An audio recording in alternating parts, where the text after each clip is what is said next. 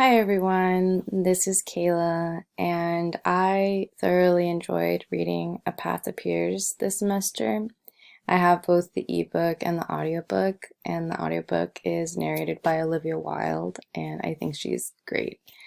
And when I heard this chapter attacking sex trafficking, just in the beginning with William Wilberforce's statement, "You may choose to look the other way, but you can never say again that you did not know." He was the leader of the anti-slavery campaign in Great Britain in the beginning of the 1780s, and the statement is so heavy and real. Even over the years, it still speaks so much truth and brings awareness to these difficult and controversial topics. This chapter touches base on the hardship of prostitution and how it consumes the lives of many who are living it. Reverend Becca Stevens, we learned she is a woman who was abused as a child and is now a strong advocate for minors and women in prostitution. And she's attempting to bring justice to those still controlled by their pimps. Right in the beginning of this chapter, this passage spoke to me. She says, "The roots of sex trafficking lie in rape of children, pointing to research indicating that a majority of prostitutes have been sexually abused as children." Every other chapter in this book, there are many situations where there are physical, sexual, or psychological abuse that has been seen in children, and the effects over the years are drastic. It's heartbreaking that there are individuals who abuse of this, who take advantage of children who have been raped, have low self-esteem, and that are vulnerable. A study conducted by the Justice Department found that in the United States, there's a rough estimation of 100,000 juveniles that are sexually trafficked and prostituted annually. The authors also shared their own research and found that there are 100,000 women and girls, 10% being underage, that are selling sex willingly and unwillingly. Unwillingly is what disturbs me, and it's troublesome that our children are unwillingly having to be in uncomfortable situations, uncomfortable sexual situations. In this chapter, the authors share many organizations like the Polaris Project, and they offer a hotline number to help and to aid relief. Gem Girls, created by a survivor from prostitution trying to help other women who are in similar situations. Fair Girls, a project of people searching the streets for victims of prostitution. Magdalene, by Reverend Becca Stevens, to help survivors of prostitution and sex trafficking to get back on their feet. This is a 2-year program. They offer therapy, shelter, but more than anything, they offer comfort. And Reverend Becca Stevens saw an issue. She had lack of beds, and she raised money to buy more beds to offer women so they can escape from their pimp. Thistle Farms is also associated with Reverend Becca Stevens, and this is an awesome, just awesome organization where it's a business that's created to help prostitutes get back into employment. They have a cafe so the ex-prostitutes can be baristas, and they also make candles, which is really awesome. I was curious, though, if San Diego had an organization, and there is one called Generate Hope. Generate Hope is an organization here in San Diego that offers services for recovery to survivors of sex trafficking and exploitation. Their goal is to educate the community and work with law enforcement to eradicate human trafficking. This organization also offers job opportunities and always needs more volunteers. The numbers are insane.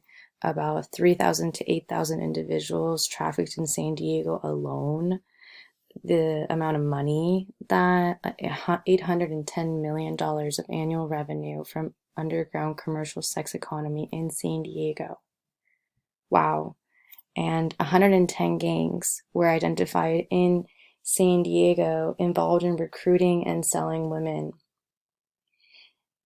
The recruiting could also be via boyfriending, and it's active in middle schools, high school, public transportations, malls, parks, parties, clubs. And, these facts took me by a surprise in that it's such a high number of individuals being trafficked here in San Diego. It kind of makes sense. I mean, San Diego is a port and it's bordering with Mexico. There are many ways of trafficking people. And, most of these individuals aren't in chains and they hide in plain sight. In chapter 10, the authors share the story of a woman named Greenlee who had experienced a difficult and abusive life starting at the young age of 5. She experienced rape, physical beating, alcoholism, drug abuse, and so much more. She sought help from Reverend Becca Stevens and turned her life around. Most of the sex trafficking seen in the United States is similar to Clemmy Greenlee, and legalizing prostitution can offer a solution here in the United States to decrease the unsafe selling of sex. It can also ensure that women who are willingly selling sex are over 18 and are healthy from any STD. In this chapter, I also learned about the Nordic model pioneered by Sweden. Offers women that sell sex to undergo social service rather than being arrested, while men are arrested and fined. Reverend Becca Stevens did something similar to this and created the Nashville model, and this passage made me feel good about humanity. When women are arrested for prostitution, there is a serious effort to get them help. In lieu of a prison sentence, prostitutes are offered the chance to attend a day-long program in which Becca and other Magdalene explain what their treatment options are. The sex crimes prosecutor Antoinette Welch, an ally of Becca's, warns the prostitutes of the dangers of AIDS and violence. Speaking of men not being arrested, pimps tend to stay low on the police radar, and prostitutes are constantly being detained for selling sex. Shauna Goodwin has been a prostitute for decades, molested by her relatives, had heroin in her system. When she was born, controlled by her pimp, she was arrested 167 times, whereas her pimp has never been arrested. That's infuriating, truly. She says that it's like tagging cattle so you can know which cow is yours. She refers this to the tattooing and how she essentially was branded with these tattoos so that it could establish that she belonged to a specific pimp. And I looked around, and there's actually this organization called Survivors Inc. And they help survivors transform their past. Their purpose is to empower trafficking victims by breaking the psychological chains of enslavement through beautifying, removing, or covering their physical scars, markings, and branding that are constant reminders of a violent past. This is directly from their website, and I think it's absolutely great that people have gotten together and try and transform through this hard and violent past.